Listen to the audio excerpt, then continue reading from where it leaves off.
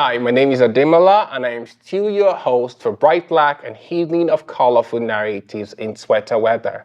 Today, I will be speaking with a multifaceted artist.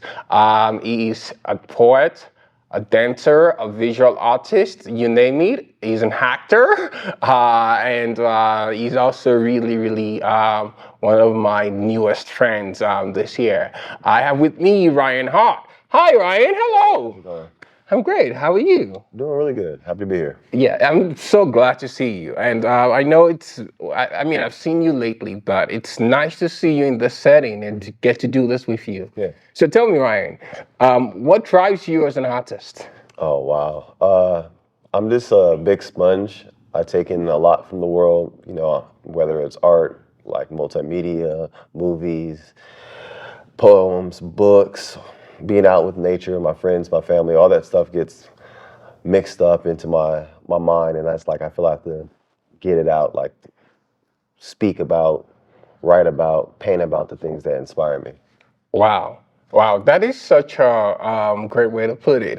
You describe yourself as a sponge, soaking in from your environment and reinterpreting that, if I'm correct. Mm-hmm. So tell me, with your absorption of what the world has to offer, where is the line between who you are as a person and what the world around you has to offer? How do you demarcate that? Those two, separating yourself from your environment and your environment from you. Is there a line between that, or you're just? I think there's different places where I set those boundaries. There's things from my art that I need to experience in life, so I have to go ahead and be open to those things. Things that are going to cause me to change, things are going to cause me to grow, things are going to give me a new perspective. But at the same time, I'm an extrovert, but I'm also like an introvert in some type of way. So I kind of will pull myself away. I kind of move in seasons where sometimes it's just, I don't really need to take in all of this stuff. I just kind of just be in my own circle, let my own things marinate in my mind and be my own self. Wow, that's an interesting perspective, because even I talk a lot actually. I cannot even lay claim to being an introvert. But at the same time, I require a lot of time alone.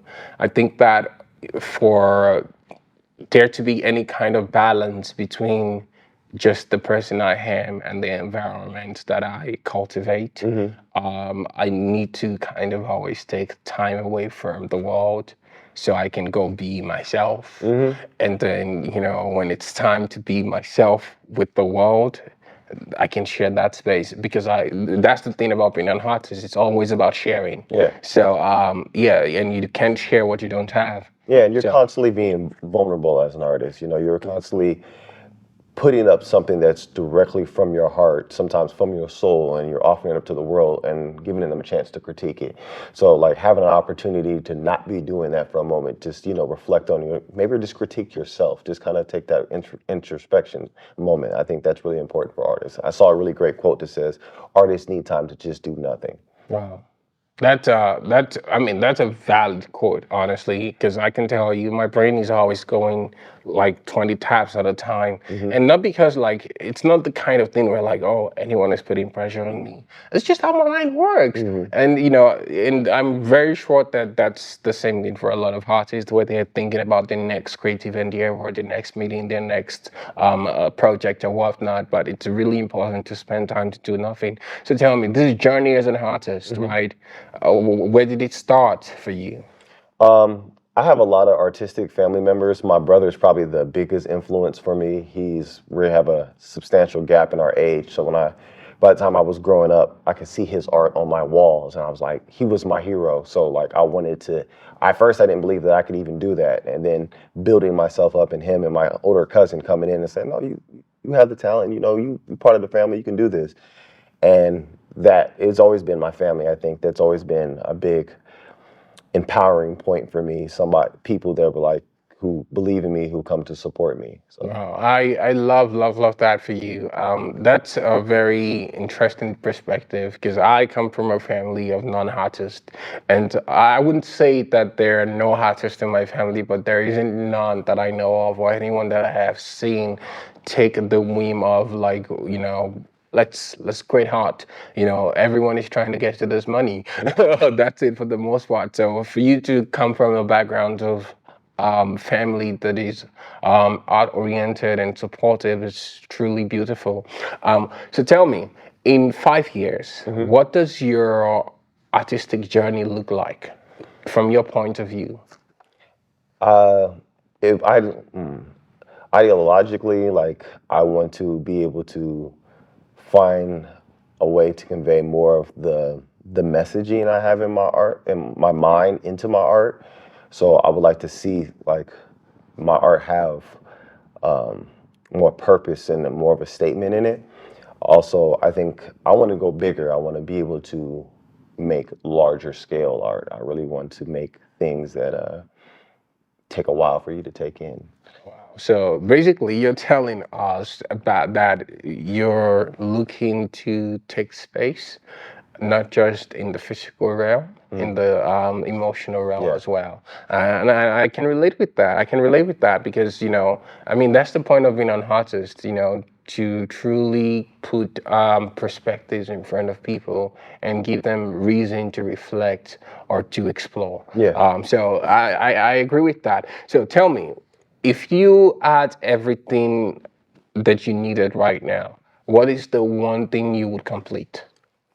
Oh, if I had everything that I wanted right now, I think I would have loved to be able to do a really big mural with a lot of kids, like something that a lot of kids could get their hands on and be a part of. So 10, 15 years from now, they can look back upon it like that thing on that wall, that monument is something that I got to be a part of. And I think kids here, and maybe in other places too, probably don't have a connection to their community. They don't feel like the things that they do have any effect, have any impact. And as artists, I hang out with a lot of graffiti artists, and they get up everywhere in the streets, and they're wired down the street later on, looking up and seeing that. I'm like, yeah, I did that. I want a child to be able to feel like that, like Wow. but 10, 15 years from now. That's such a wonderful gift to give to a kid. I think that it might influence and shape who they will become tremendously. In the meantime, what would you say that if you could go back in 5 years, one thing you would do differently as an artist? I think I would abandon the fear that I had then. I think there's different places you get as an artist that you're scared of whatever the next step is. And I think if I could have skipped a few more years, 5 years ago, and just hopped into something a little bit more different, then I think it'd be a more interesting pathway that I'd be on right now. So yeah. Wow. Thank you, Ryan. And thank you again for this conversation. Honestly, it is truly eye-opening to get to know you in this way and where we're talking about who you are as an artist and not just, oh my God, I love your work. It's more like, yeah, I'm actually listening to Ryan and what he has to say about who he is as a person and as an artist. And if you're watching this, Ryan is on Instagram as Ryan Hart and on Facebook as well, I believe. And yeah, this is still Brightblack, and my name is Stewart Demola, and an evening of colorful narratives in Sweater Weather.